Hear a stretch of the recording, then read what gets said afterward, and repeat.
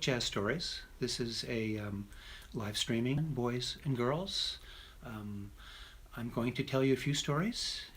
I interviewed these people personally. Two of them I talked to on the phone, one I talked to in person. And I asked each of them, I said, tell me a story about a significant point in your life, like a turning point, a point that kind of changed the course of things for you. And share that with us. So these artists were kind enough to think back and to recall some of these times. And they have shared them with me. They've been transcribed, and I've typed them out, and now they're published. They're in a book. We have a book called the Jazz Stories Project. I'll put some information in the notes on YouTube about this, but it's just anecdotes in people's lives. Okay. So the first one I'm going to read is about Sonny Rollins. Okay, and this is his bridge story. I don't know if you've heard this story or not, but here we go. Sonny Rollins from New York, such as Miles Davis down the Lower East Side. And anyway, I was walking and I was going towards the Brooklyn Bridge, I remember.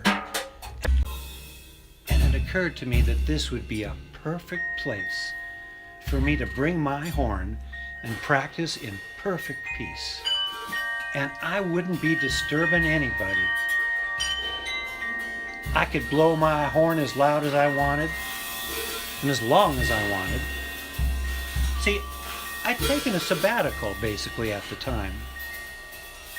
So I'd go up there every day and night, and well, New York is a very cosmopolitan place, and people are very sophisticated. They walk by, they see some guy playing a saxophone, and they don't give a hoot. They just walk straight by. And I'd be there. And I took some of my right, which indeed it is. This lone, and it was a perfect pride.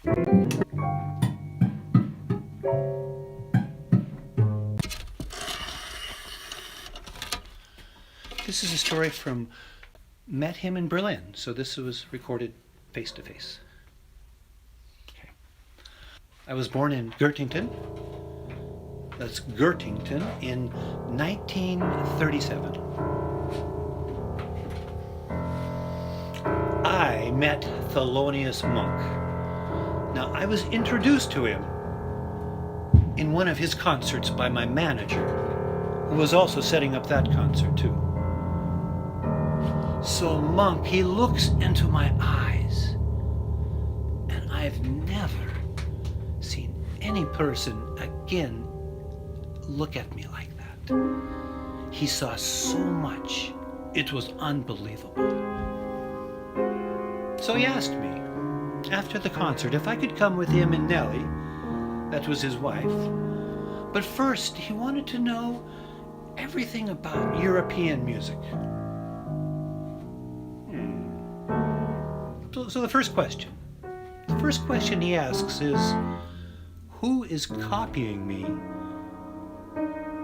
in this country? Well, I thought, I know all the copycats and I'm not so mad with them, but I didn't really think so much of them, you know? But he wanted to know because he said the more people that copy my music, the more fans I will have. So that was his aspect. All night and talking, years.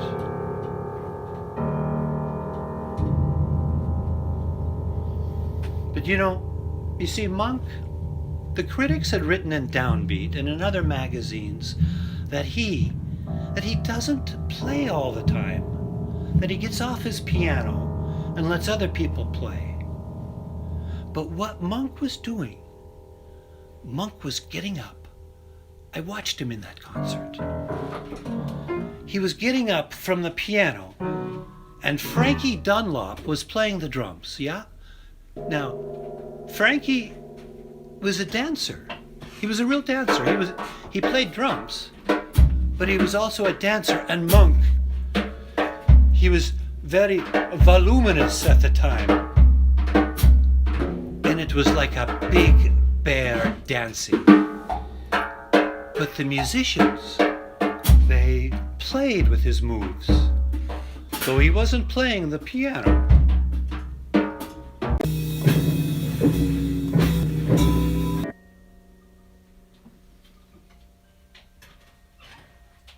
Okay, thank you very much. That's the New York Jazz Stories.